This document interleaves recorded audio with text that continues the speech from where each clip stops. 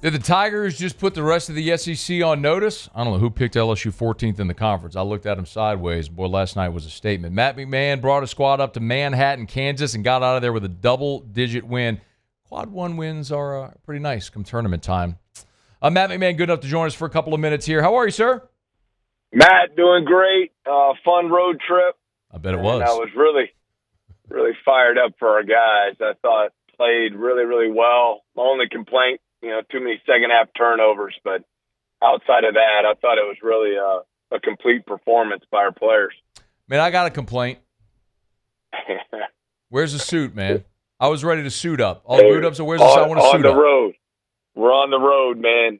Got to rep that LSU brand strong on the road. Okay. So home games, we're going with a suit. Road games, we're going LSU quarter zip? I don't know. It's still up in the area. First game, I did that tribute to a mentor of mine, and then I was in the student section there at that Alabama football game, and a few of the guys said they were going to wear a suit if I would. So I threw one on for the second game.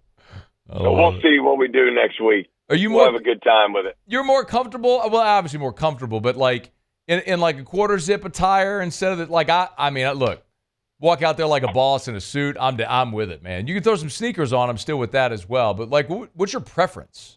All right, I'm all for the LSU gear, the quarter zip. But if you're saying suit up on Tuesday, I'll suit up. Hey, man, I'll get the hashtag rolling. Instead of boot up, let's go suit up. Or boot up and suit up, however we can do it, man. Make it your thing. Can we get like an LSU branded suit? I mean, let's get the Queen of Sparkles on it or something like that. Kim Mulkey can make this happen. All right, I'll ask you some legitimate questions. Okay, I know you like your team a lot. You didn't just win a road game. I mean, I kind of compared it to like Big Brother pinning down Little Brother and just like slapping him in the face. I mean, that from about the 9-minute mark of the first half, I mean, you all just completely controlled the game and dominated the glass. Did you see that type of performance coming from your team when y'all were wheels up to Manhattan? Well, I wasn't sure. I didn't expect a plus 18 on the glass, but that was my favorite part of the game, certainly. The toughness our guys played with. Thought we were really dialed in defensively. And we really went in there with three keys. They were top 15 in the country in transition scoring. We gave up 2 transition baskets for the entire game, and both of those were in the last 2 minutes. We wanted to defend the three-point line, and they were 43% there. Had 2 guys that had made 15 threes between them in the first 2 games.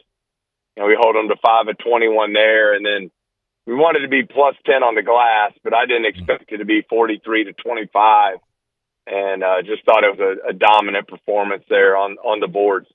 A big part of that was Corey Chest. He had only played 3 minutes against ULM. He comes out and gives you 13 rebounds in 21 minutes. Please explain what we saw from Corey Chest. No, it was awesome. He was just relentless. I think I've said it before. He's one of the best instinctual rebounders I've ever been around. It's one of those things that's kind of hard to coach. You either are really good at it or you're not. And he just chases the ball. He was getting rebounds up above the square. He got a couple big offensive rebound putbacks. But I thought it was just a credit to his energy and his motor that he played with out there on the floor, and it made a huge impact on the game. You gave him the tough Tiger, the belt in the locker room after the game as well? Yeah, he earned it. He earned it. That belt we give out really has nothing to do with scoring. It's who does the dirty work, the toughness plays that we believe impact winning.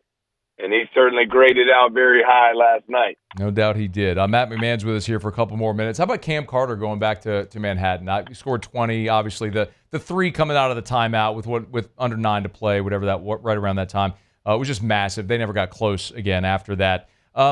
This it's safe to say this meant a little more for him going back to Manhattan?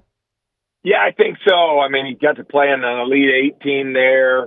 I will say this, Matt, it was one of the coolest things I've seen in my time. Opposing player, sold-out crowd, 11,000 people. When they announced Cam in the starting lineup, they gave him a standing ovation. That's really cool. Man, you've done well. Obviously, those guards in the portal, they've made a great start. Had a great start to the season for you. I'm sorry. I think your phone cut out. Are you still there? Oh, Oh, I'm sorry. You got me now? Yeah, I'm sorry. You were saying that they gave him the standing ovation. I thought maybe you were done, but I guess your phone cut out. But please continue about Cam. Yeah. Yeah, no, the standing ovation, 11,000 people was awesome to see. A great credit to their fan base. But I handled it. I think just great maturity. He's been so efficient for us so far. Shooting the ball well from threes, getting to the free throw line. He's just really been impactful in all areas. Matt McMahon's with us here just for a couple of more minutes. I want to ask you about a young guy too. I mentioned this earlier in the show. I looked at Victorious Miller and he looks like an NBA guy to me. I don't know. I'm certain that you agree. You probably think about that about all your guys. But what do you see as far as the skill set there and projectability for what he can be? Because man, he is exciting to watch.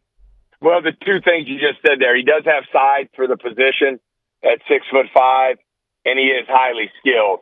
And I thought you saw all that on display yesterday. And he gave us a huge lift. I mean, that was one of the big things of the game, Matt. I mean, 4 of the 9 guys we played are freshmen. So we went on the road and played a bunch of young guys, and I thought they stepped up and delivered. You get Victorious gets 15 points, and then Corey as a freshman, 13 rebounds. That's hard to do as freshmen on the road in a Power 4 game. I got 2 more things.